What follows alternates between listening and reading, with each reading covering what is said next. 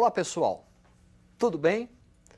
Na aula de hoje nós vamos tratar da Revolução Industrial e da consequência direta no plano ideológico desta revolução, que será o socialismo.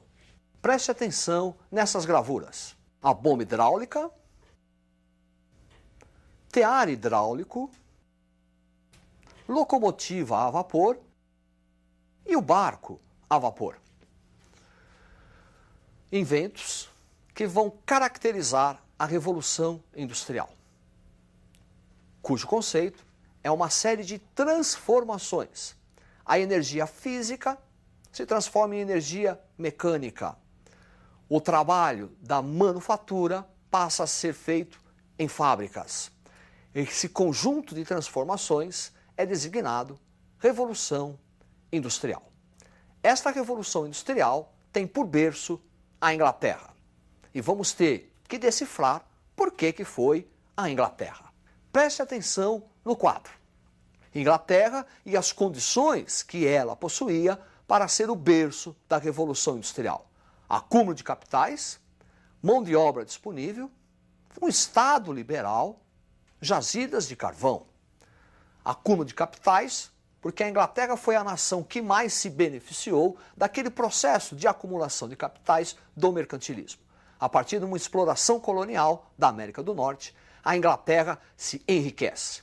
Vamos levar em conta ainda o período de Oliver Cromwell, que contribuiu para esse processo de acumulação de capitais. Revolução Gloriosa. A Inglaterra era, no finalzinho do século XVII, começo do século XVIII, a única nação onde a burguesia ocupava o poder político. Revolução Gloriosa, Estado liberal burguês. Mão de obra disponível, resultante do processo de cercamento, os enclosures, que era a substituição da agricultura pela pastagem. Quando falamos de agricultura, precisamos de um determinado número de mão de obra, pessoas ligadas ao campo. Quando falamos pastagens e cercamos o campo, daí o nome, Lei dos Cercamentos, para colocar as ovelhas, eu não preciso mais de um determinado número de pessoas. Ocorre um êxodo rural. A turma, os exilados, aqueles que perderam a terra, vão até a cidade e vão se transformar em força de trabalho para a indústria. Indústria essa que, no seu primeiro momento, tinha como força motriz o vapor.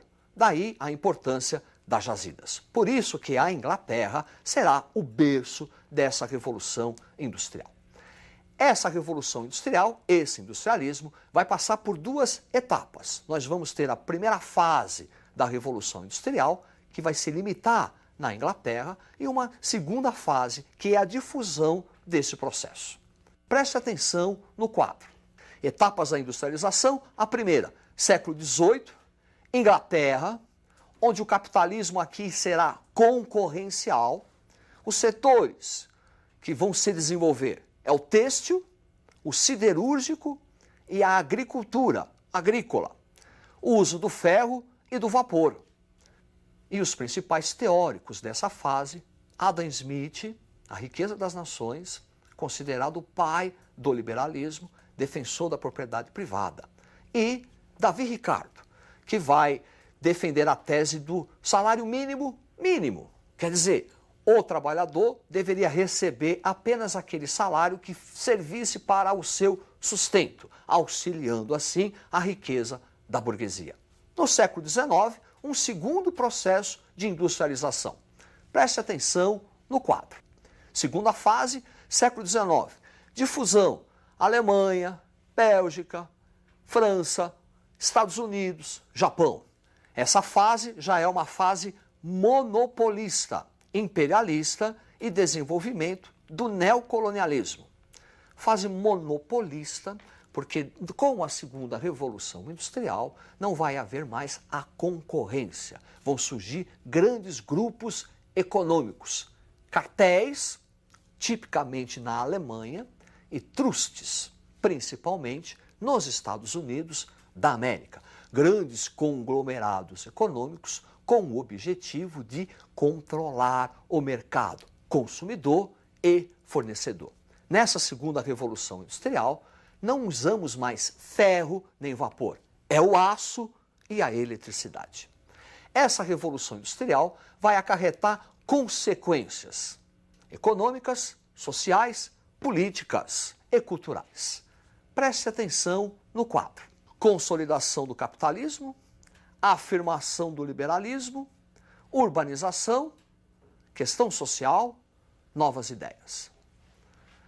Questão social, porque com a Revolução Industrial vai se constituir as duas principais classes do capitalismo moderno. De um lado, a burguesia industrial, que é a proprietária dos meios de produção, as máquinas, a fábrica. Do outro lado, a classe trabalhadora, o operário, o proletariado, que não é dono de nada, a não ser da sua força de trabalho, que é vendida a baixos preços, que é vendida por preços exploração aviltante. O trabalhador chegava a trabalhar de 16 a 18 horas. É contra esse Estado, contra a exploração de uma classe que produz a riqueza, mas não compartilha da riqueza, que se desenvolvem as ideias socialistas. Socialismo utópico, socialismo científico e anarquismo. Preste atenção no quadro. Figura de Henri Saint-Simon, um dos principais nomes do socialismo utópico. Utópico porque os primeiros socialistas não vão conseguir identificar ou perceber na classe trabalhadora, no proletariado, como uma classe revolucionária. Utópico porque eles propõem reforma. A ideia desse socialismo é pensar numa sociedade do futuro. Porém, os socialistas utópicos vão contribuir para as bases do socialismo moderno. Preste atenção no quadro. As ideias do socialismo utópico. A socialização dos meios de produção significa dizer o fim da propriedade privada dos meios de produção, o fim de direito de herança, igualdade social e ensino público para todos. Os principais líderes, Saint-Simon, Fourier, Proudhon, Robert Owen. Do desenvolvimento do socialismo utópico, nós vamos falar do socialismo científico. Científico porque a partir de agora não se pensa mais no futuro. A sociedade tem que ser mudada hoje. O proletariado agora é identificado como uma classe revolucionária. Preste atenção nessas gravuras. Friedrich Engels, Karl Marx. Em 1848, Primavera dos Povos, é lançado o Manifesto Comunista. E no Manifesto Comunista, as ideias do socialismo revolucionário são colocadas em prática. O proletariado agora é visto como uma classe revolucionária. Simples.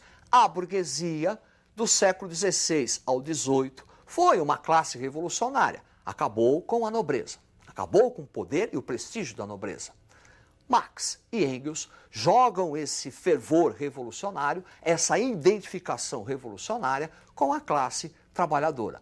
Revolucionar, mudar a sociedade agora. Preste atenção no quadro. Socialismo científico se constitui então numa crítica radical ao capitalismo, defesa da chamada teoria da luta de classes, burguês contra o proletário, o proprietário dos meios de produção com aquele que produz a riqueza, a questão social. A ditadura do proletariado e o internacionalismo operário.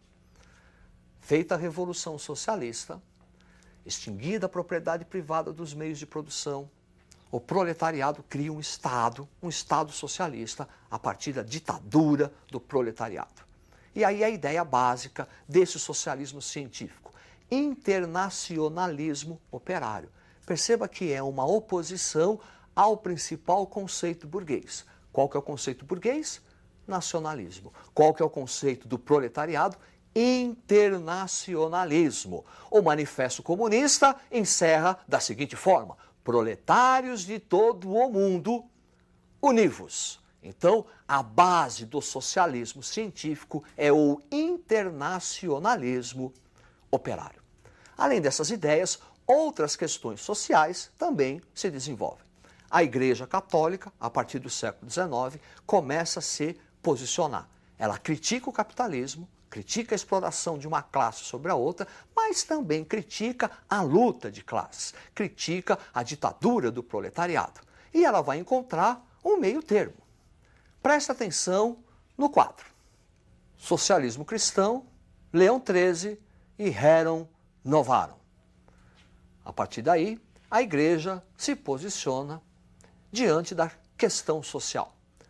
Condena o capitalismo, condena a exploração de um grupo sobre o outro, mas também condena o socialismo, condena a ideia de luta de classes. O socialismo cristão é caracterizado pela harmonia entre as classes.